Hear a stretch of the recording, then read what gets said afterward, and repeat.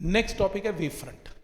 देखो wave front है, wave front को अगर डिफाइन करना है, वैसे +2 का पार्ट है ये, फिर भी आप PYQ में इसके कुछ ना कुछ एग्जाम्पल देख सकते हैं, और ये टर्म बड़ी कॉमन टर्म है।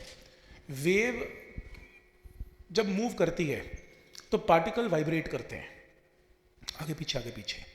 तो एक डेफिनेशन है, locus of all the points, medical के लोग, नॉन मेडिकल लोग समझ पा रहे हैं, locus of all the points which are vibrating in a same phase, उनको हम वेव फ्रंट बोलते हैं। ये थोड़ा सा टेक्निकल हो गया।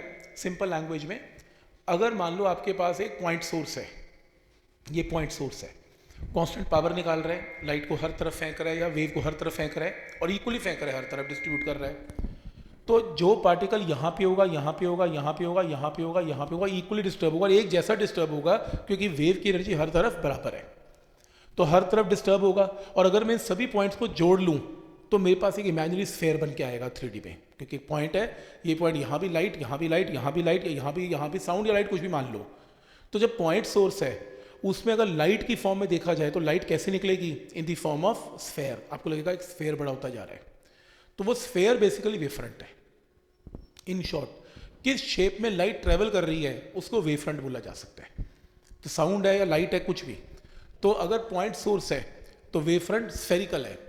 अगर लाइन सोर्स है, लाइन का मतलब एक स्लिट है, एक पतली सी ट्यूब है, इतनी पतली है कि यहाँ से लाइट ऊपर नीचे नहीं जा रही, साइडों पे जा सकती है, कि एक स्लिट है, इस स्लिट के अगर यहाँ लाइट जाएगी और मैं सारे पॉइंट को ज्वाइन करूंगा तो लाइट की शेप में जो सिलेंडर नजर आएगी, इसको सिलेंड्रिकल वेव फ्रंट बोलते हैं। नेक्स्ट है plane wave front.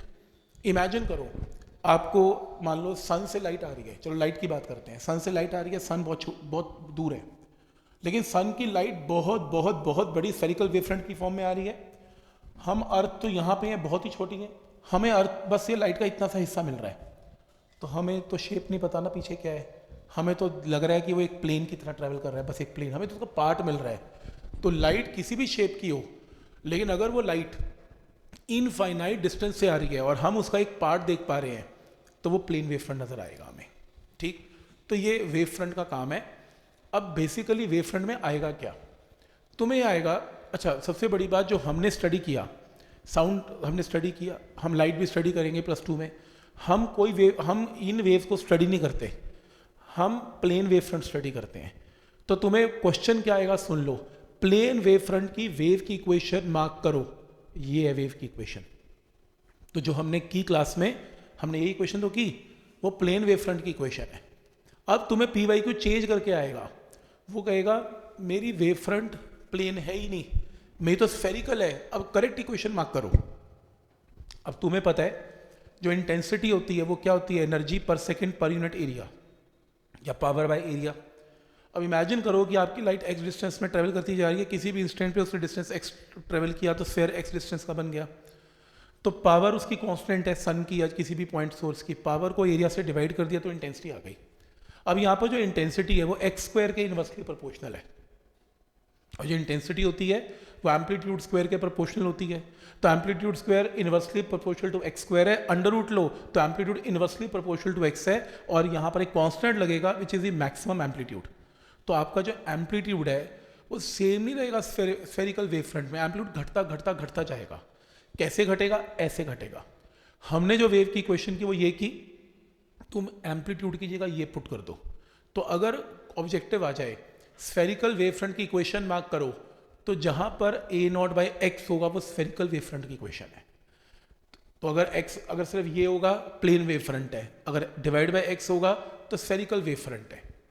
Cylindrical wave front, cylindrical wave front में मान लो एक स्लिट है जहाँ से लाइट पास कर रही है, उसकी पावर p है, और कितने एरिया में फैल रही है लाइट, मान लो 2/x/12, तो ये इंटेंसिटी की वैल्यू। अब यहाँ पर intensity inversely proportional to x है, intensity directly proportional to amplitude का स्क्वायर है, तो एम्पलीट्यूड इनवर्सली प्रोपोर्शनल √x है, कांस्टेंट फिर से लग गया।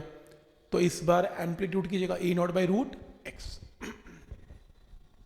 तो कहेगा कि करेक्ट इक्वेशन मार्क करो स्फेरिकल वेव फ्रंट की, तो A0/√x है। प्लेन वेव फ्रंट को ऐसे लिखना है, सिलेंड्रिकल को ऐसे लिखना है, स्फेरिकल को ऐसे लिखना है, ये याद रखना।